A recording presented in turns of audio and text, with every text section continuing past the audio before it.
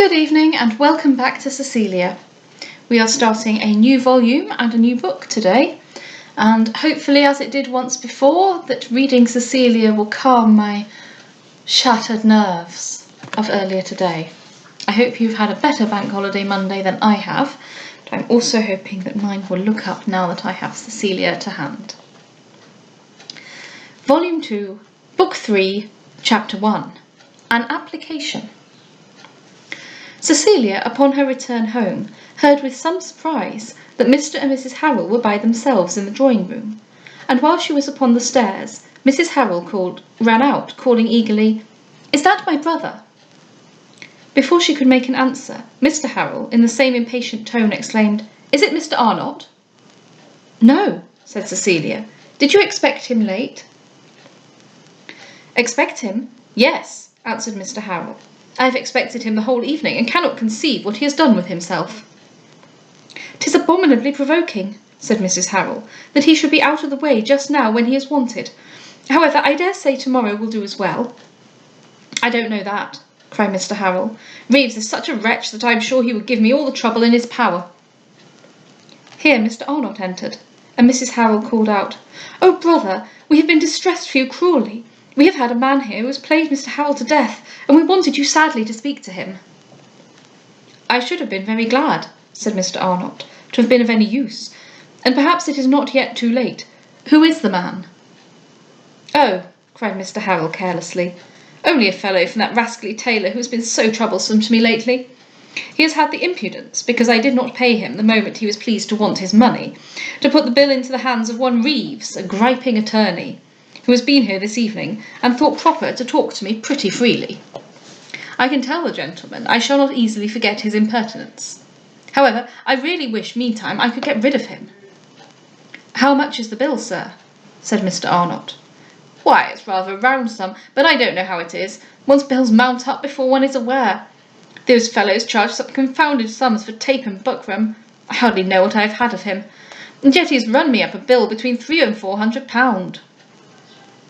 Here there was a general silence, till Mrs. Harrel said, "Brother, can't you be so good as to lend us the money? Mr. Harrel says he can pay it again very soon." "Oh yes, very soon," said Mr. Harrel, "for I shall receive a great deal of money in a little time. I only want to stop this fellow's mouth for the present." "Suppose I go and talk with him," said Mr. Arnott. "Oh, he's a brute, a stock," cried Mr. Harrel. "Nothing but the money will satisfy him. He will hear no reason. One might as well talk to a stone." Mr. Arnott now looked extremely distressed, but upon his sister's warmly pressing him not to lose any time, he gently said, "If this person will but wait a week or two, I should be extremely glad, for really just now I cannot take up so much money without such particular loss and inconvenience that I hardly know how to do it. But yet, if he will not be appeased, he must certainly have it." "Appeased?" cried Mr. Harrel. "You might as well appease the sea in a storm. He is hard as iron." Mr. Arnott then, forcing a smile, though evidently in much uneasiness, said he would not fail to raise the money the next morning, and was taking his leave when Cecilia, shocked that such tenderness and good nature should be thus grossly imposed upon, hastily begged to speak with Mrs. Harrel, and taking her into another room, said, "I beseech you, my dear friend, let not your worthy brother suffer by his generosity. Permit me in the present exigence to assist Mr. Harrel. My having such a sum advanced can be of no consequence, but I should grieve indeed that your brother, who so nobly understands the use of money, should take it up at any particular disadvantage." "Don't go there, Cecilia. Don't go there." "You are vastly kind," said Mrs. Harrel, "and I will run and speak to them about it, but whichever of you lends the money, Mr. Harrel has assured me he shall pay it very soon." She then returned with the proposition. Mr. Arnott strongly opposed it, but Mr. Harrel seemed rather to prefer it, yet spoke so confidently of his speedy payment, that he appeared to think it a matter of little importance from which he accepted it. A generous contest ensued between Mr. Arnott and Cecilia, but as she was very earnest, she at length prevailed, and settled to go herself the next morning into the city, in order to have the money advanced by Mr. Briggs, who had the management of her fortune entirely to himself, her other guardians never interfering in the executive part of her affairs. This arranged, they all retired. And then, with increasing astonishment, Cecilia reflected upon the ruinous levity of Mr. Harrel, and the blind security of his wife. She saw in their situation danger the most alarming, and in the behaviour of Mr. Harrel's selfishness the most inexcusable. Such glaring injustice to his creditors, such utter insensibility to his friends, took from her all wish of assisting him, though the indignant compassion with which she saw the easy generosity of Mr. Arnott so frequently abused had now, for his sake merely, induced her to relieve him. She resolved, however, as soon as the present difficulty was surmounted, to make another attempt to open the eyes of Mrs. Harrel to the evils which so apparently threatened her, and press her to exert all her influence with her husband, by means both of example and advice, to retrench his expenses before it should be absolutely too late to save him from ruin. She determined also at the same time that she applied for the money requisite for this debt, to take up enough for discharging her own bill at the bookseller's, and putting in execution her plan of assisting the Hills. The next morning she arose early, and, attended by her servant, set out for the house of Mr. Briggs, purposing, as the weather was clear and frosty, to walk through Oxford Road, and then put herself into a chair, and hoping to return to Mr. Harrel's by the usual hour of breakfast. She had not proceeded far before she saw a mob gathering, and the windows of almost all the houses filling with spectators. She desired her servant to inquire what this meant, and was informed that the people were assembling to see some malefactors pass by in their way to Tyburn, to be hanged. Alarmed at this intelligence, from the fear of meeting the unhappy criminals, she hastily turned down the next street, but found that also filling with people who were running to the scene she was trying to avoid. Encircled thus every way, she applied to a maidservant who was standing at the door of a large house, and begged leave to step in till the mob was gone by. The maid immediately consented, and she waited here while she sent her man for a chair. He soon arrived with one, but just as she returned to the street door, a gentleman who was hastily entering the house, standing back to let her pass, suddenly exclaimed, "Miss Beverley!" And looking at him, she perceived young Delvile. "I cannot stop an instant," cried she, running down the steps, "lest the crowd should prevent the chair from going on."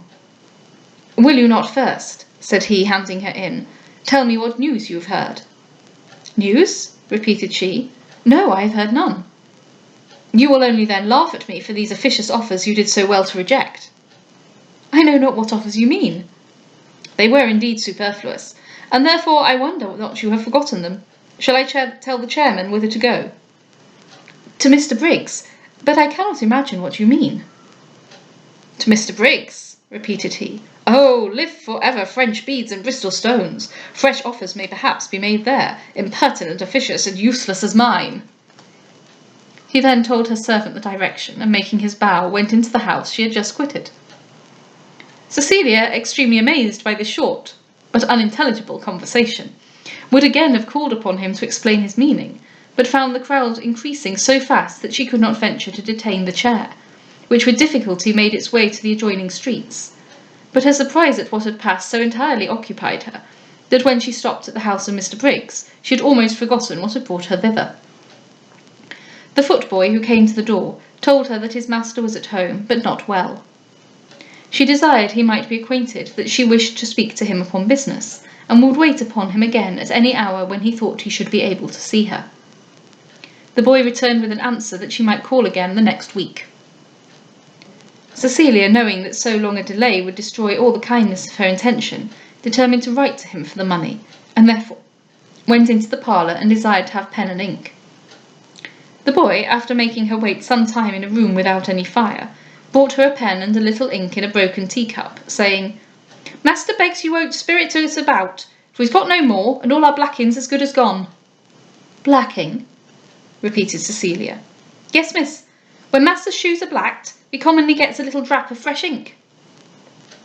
Cecilia promised to be careful, but desired him to fetch her a sheet of paper. "Law, miss," cried the boy with a grin, "I dare say master as soon as give you a bit of his nose. Howsever, I'll go ax." In a few minutes he again returned, and brought in his hand a slate and a black lead pencil. "Miss," cried he, "master says how you may write upon this, for he supposes you've no great matters to say."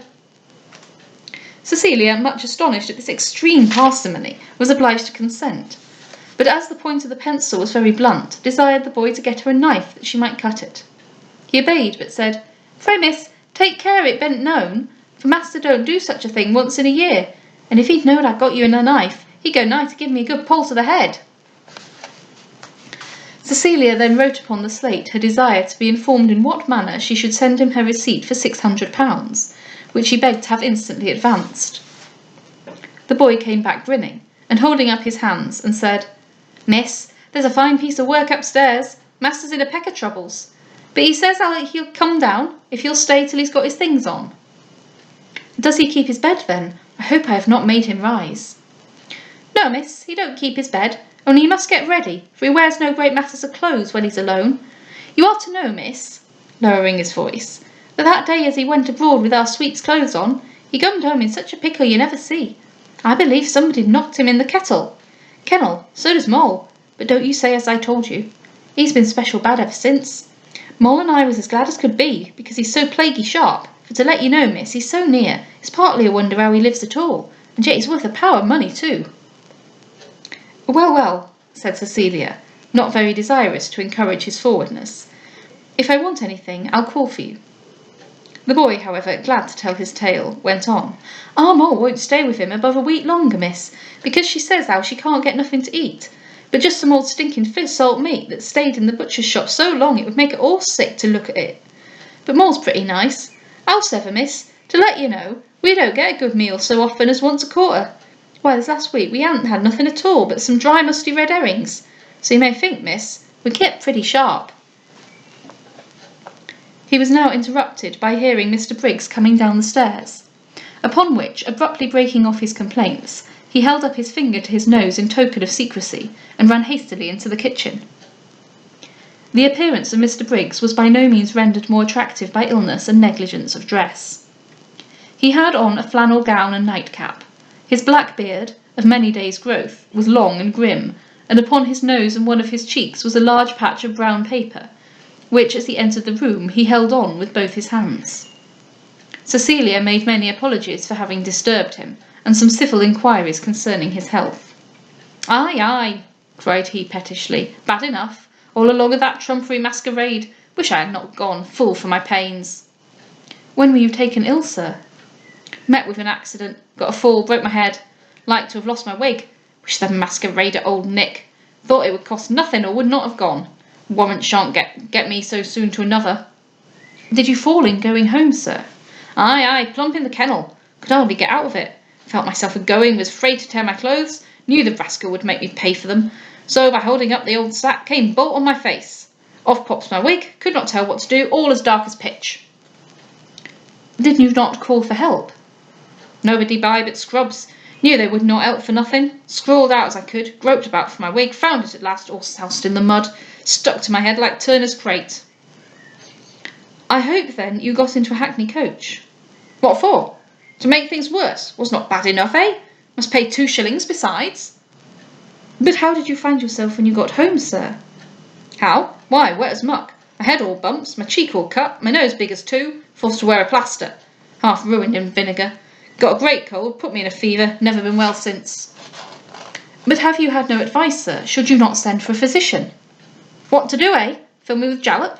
Can get it myself, can't I? Had one once.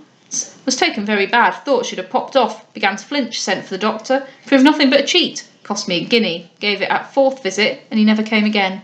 Warrant won't have no more." Then perceiving upon the table some dust from the black lead pencil, "What's here?" cried he angrily. "Who's been cutting the pencil? Wish they were hanged.